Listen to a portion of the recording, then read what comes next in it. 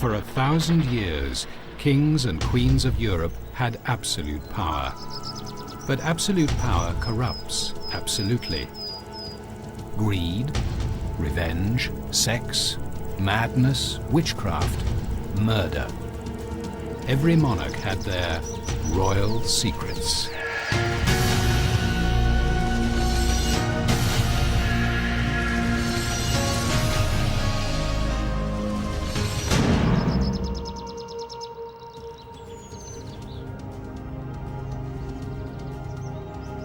Kings have always tried to hold on to their power.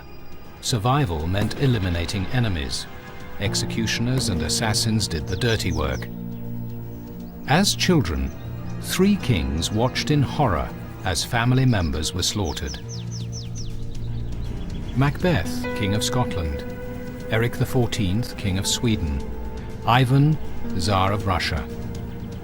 Unlike most royals, they were driven to kill with their own hands.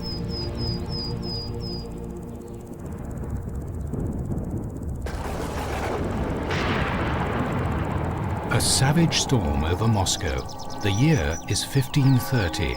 A ruler has been born under a bad sign. It was the first of many omens plaguing the monarch who would bring Russia 40 years of torture and death. The slaughter the man unleashed earned him an unforgettable name: Ivan the Terrible.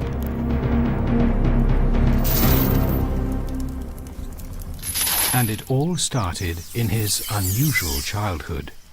Ivan's father, Tsar Vasily, died when Ivan was 3. Somebody poisoned Ivan's mother shortly thereafter. For 10 years he was a royal orphan, imprisoned and abused by his guardians.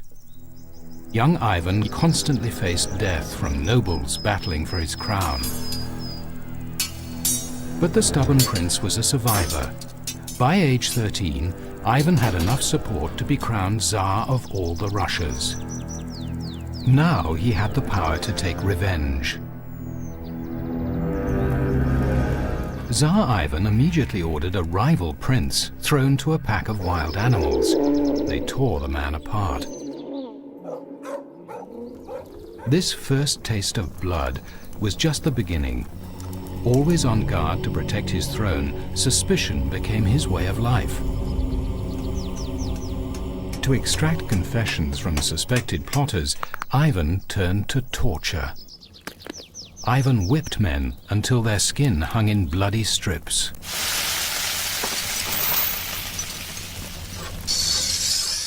Red-hot pincers probed their wounds. But the worst was saved for last.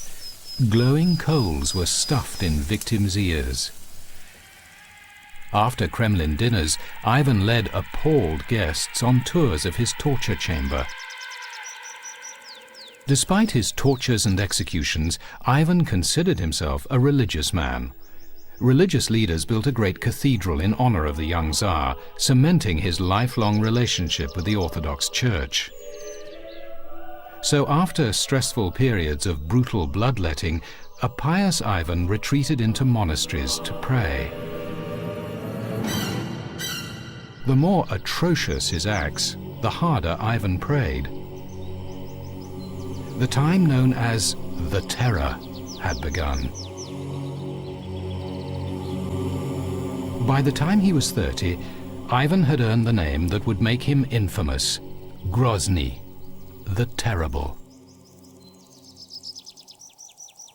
In 1570, Ivan heard rumors that the beautiful, wealthy city of Novgorod was aiding his enemies, but there was no proof. So the paranoid Tsar reached the safest conclusion. He condemned the entire city to death.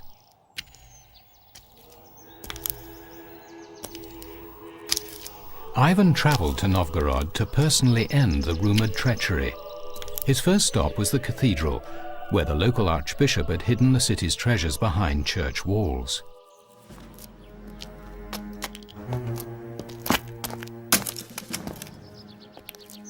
Ivan searched for the booty. With his favorite iron rod, the Tsar probed stonework to find hollow hiding places. Ivan found the treasure and removed 300 wagon loads of gold and jewels. The religious Ivan stopped short of killing the archbishop. Instead, he humiliated him and drove him out of town. The archbishop was lucky. Others were not. When the church bell ringer rang his bell too loudly, Ivan had the man's tongue cut out.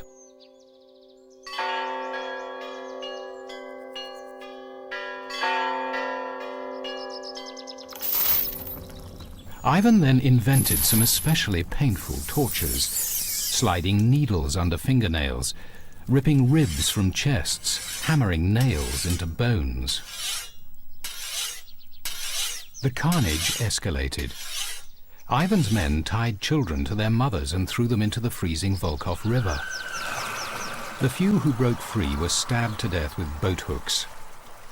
Ivan personally supervised the execution of nobles. They were boiled alive and then cut into pieces. It took 5 weeks to exterminate the citizens of Novgorod. It was said that the river was dammed with corpses for 6 months. Legend has it that during the massacre, a pigeon landed on the cathedral. Horrified by the gruesome spectacle, the bird turned to stone. If the pigeon ever flies away, Novgorod will be destroyed. When the bloodbath ended, the pious Ivan turned back to God for comfort.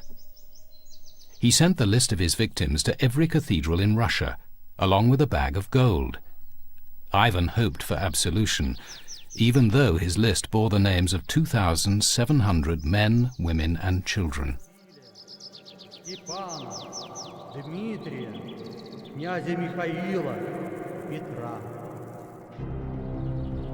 After Novgorod, Ivan's descent into paranoia and violence accelerated. He aged rapidly.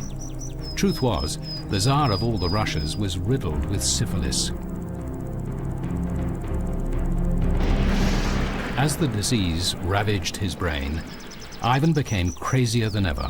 In 1581, he finally turned on his own family. Moodily wandering the Kremlin palace, Ivan became enraged by the immodest clothing worn by his pregnant daughter-in-law. He kicked her in the stomach, causing her to miscarry his grandson, his future heir. As his rage increased, he struck his son with his iron rod. The young prince collapsed, blood pouring from his head. Desperately, Ivan tried to stop the bleeding with his fingers. He wept uncontrollably and begged God's forgiveness. Perhaps God had had enough.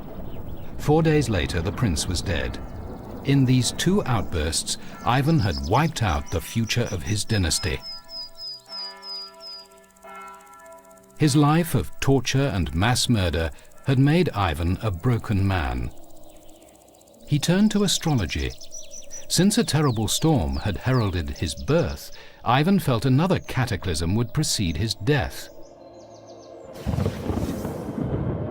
In 1584, Ivan saw the tail of a comet in the shape of a cross between 2 cathedrals. The comet convinced him his death was coming. He summoned 60 of Europe's greatest astrologers to predict the date of his death. They forecast the 18th of March. Ivan ordered all the churches to pray for him. The morning of the 18th arrived, but Ivan felt fine. Believing the astrologers lied to him, he sentenced them to death. That evening, Ivan began to set up pieces for a chess game. Suddenly, he collapsed. In an instant, Ivan, Tsar of all the Russias, was dead. The astrologers had been right.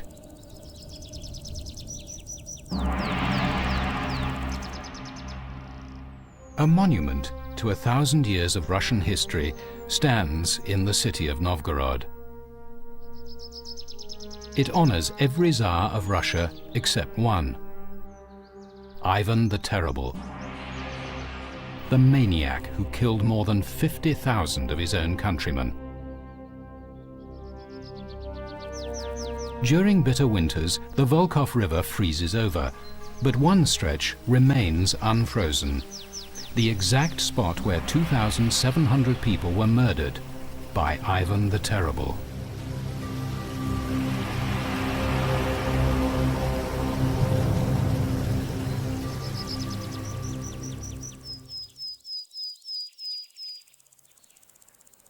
At the same time Ivan was wreaking havoc across Russia, the Renaissance was in full flower 800 miles away in the Swedish court of King Erik XIV. But beneath the placid exterior, a malignancy festered. The royal family was plagued with mental disorders. Erik grew up in a palace atmosphere of suspicion and distrust. His father, King Gustav, supposedly had killed Erik's mother with a hammer. Erik also faced a tense rivalry with younger brother John. Resentful he'd never be king, John lurked, a shadow over Erik's life. But John would never be king while Erik was alive.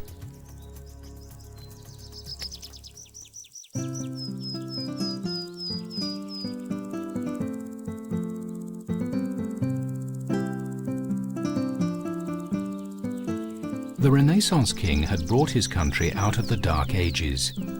Erik had visions of Sweden as a great power. First, he had to marry and produce an heir. If his plan worked, he would be King Erik of England. His great scheme was destined to fail. He set his sights on Queen Elizabeth I. Elizabeth politely refused his proposal. The rejection triggered an obsession in Erik. He bombarded Elizabeth with letters and sent her his portrait.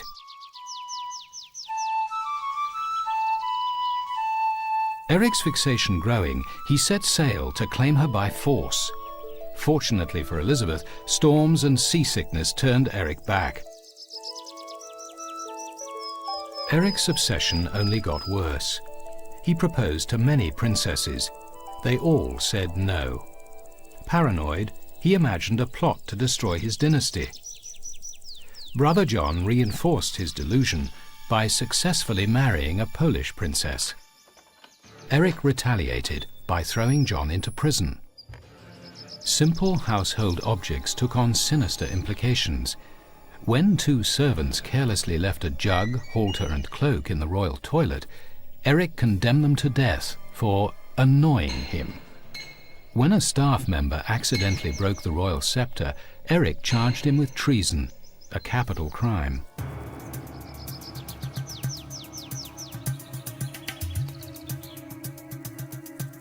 Howling voices haunted the king's head. Convinced they were demons planted by rivals, Erik consulted astrologers to uncover their plot. They told him he would lose his throne to a light-haired man, and fueled Erik's paranoia. Erik panicked and jailed 5 loyal nobles. He called Parliament into session to decide their fate. But many nobles, fearful of Erik's mental state, stayed away from the meeting. Erik saw this as treachery. At the meeting, Erik lost his prepared speech. He had to improvise. As he stammered, he imagined his audience laughing at him. He ran away to his castle to brood.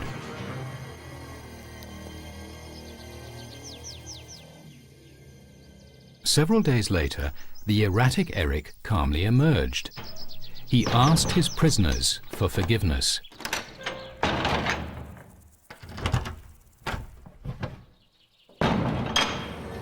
But 2 hours later, a paranoid rage gripped him again.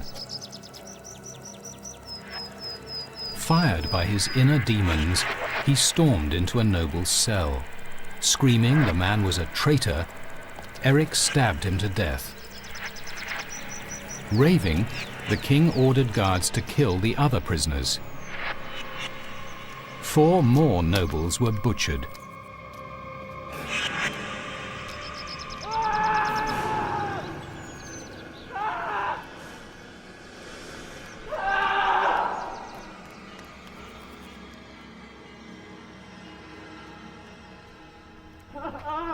When his closest advisor ran after Eric to subdue him, Eric shouted, "Spear the rogue!"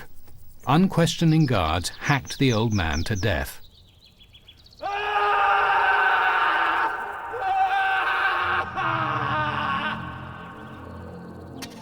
Leaving his palace, Eric wandered the woods alone for days. Gradually, he recovered his composure.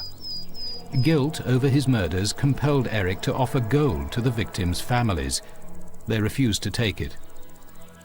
The king now issued a proclamation, thanking God for his deliverance from the devil, and commanded his subjects to pray for him. He even let his brother John out of prison. But Eric's subjects now knew their king was not fit to rule. John deposed and imprisoned Eric, achieving his lifelong ambition. Eric's paranoid fears and the astrologer's prophecy had come true. His young, light-haired brother was now king. Eric languished in jail for 9 years. He plunged into a fantasy world, never to return. He kept the diary of a madman. July the 8th. I've had Christopher the cook's head cut off. August the 2nd. Last night they tormented me with wet sheets and bad bread. November the 4th. Secretly hid my gold under the bedchamber. Although Eric was insane, as rightful ruler he still posed a threat to the new King John. John pondered ways of removing Eric from the scene. He had him abused, humiliated, deprived of warm clothes. One of Eric's jailers seriously wounded him in a fight. But Eric survived. Frustrated, King John considered more efficient ways to get rid of his older brother: strangulation, or slashing his wrists and bleeding him. Finally, advisors provided a method that would leave no trace. On the evening of February the 26th, 1577, Eric was given a bowl of pea soup for dinner. It was to be his last meal. By the morning, he was dead. An official statement announced he died of natural causes. In the 1950s, analysis of Eric's remains revealed the truth. His younger brother had murdered him. Eric's pea soup had been laced with arsenic. Eric's first diary entry in the last year of his life had proved to be prophetic. King Eric's unhappiest year.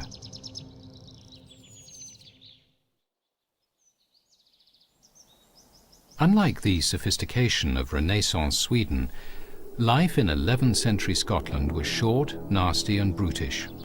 These were the Dark Ages. Savagery ruled a bleak, chaotic land.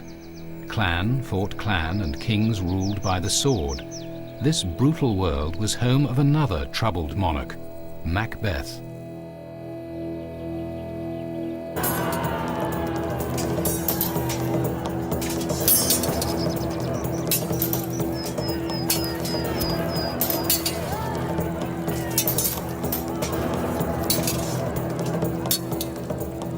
Member of a powerful clan, rival for the Scottish throne, Macbeth was shadowed by murder. His grandfather died in battle. His father was killed. Macbeth's wife saw her grandfather captured, blinded, and executed. Her brother was burnt alive. Macbeth's family had been a constant target.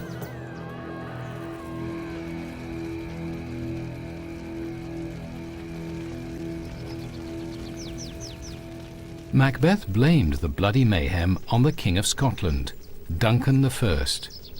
He reasoned that killing Duncan would both avenge his family's murders and gain him the throne.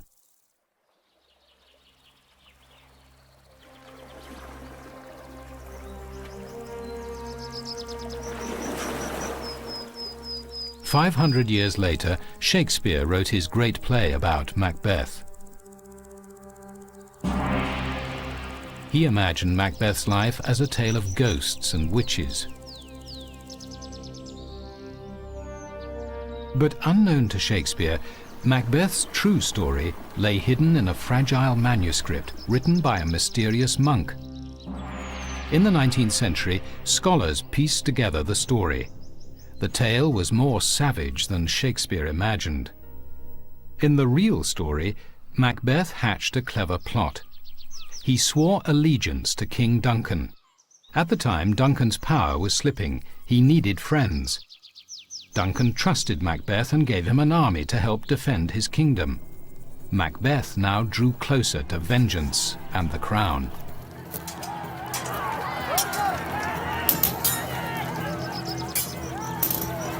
Macbeth's moment arrived on August the 14th, 1040.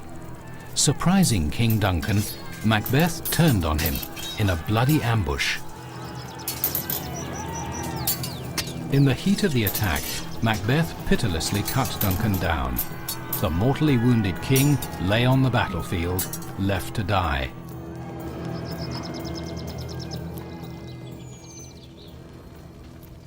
Macbeth's treachery worked. He crowned himself King of Scotland. He had avenged his family's murder. The next 10 years were the most peaceful Scotland had ever known. But a guilty conscience and fear of retaliation haunted Macbeth. Murdering a king was a mortal sin. His killer instinct faltered. Being king wasn't enough to quiet Macbeth's unease. Macbeth turned to God for solace. He travelled to Rome to seek forgiveness. In 1050, Macbeth did public penance, throwing gold coins to the poor. He asked Pope Leo IX for absolution. The Pope gave it. But if the Pope forgave Macbeth, Duncan's son, Malcolm, did not. Trouble was brewing back in Scotland. Malcolm was a powerful clan chieftain. He wanted his family's crown back, and he wanted revenge for his father. Malcolm had been patiently assembling an army. When Macbeth returned to Scotland, he realized Malcolm had grown too powerful. In 1054, Macbeth fled into the wilderness. Now, he was a hunted man. Malcolm stalked Macbeth for 3 years. He had taken Macbeth's crown, but he had to take Macbeth's life to satisfy his appetite for revenge.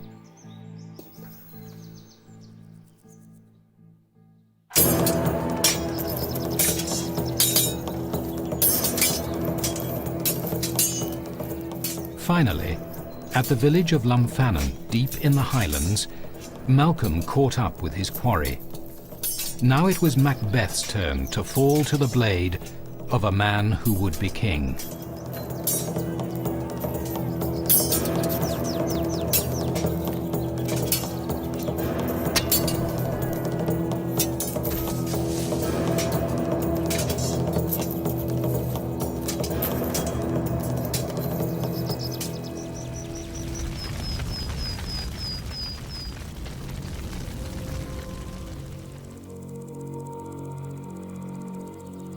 In 17 years and 1 day, the story had come full circle. Macbeth had killed a king to gain the crown, and now that man's son had taken Macbeth's life.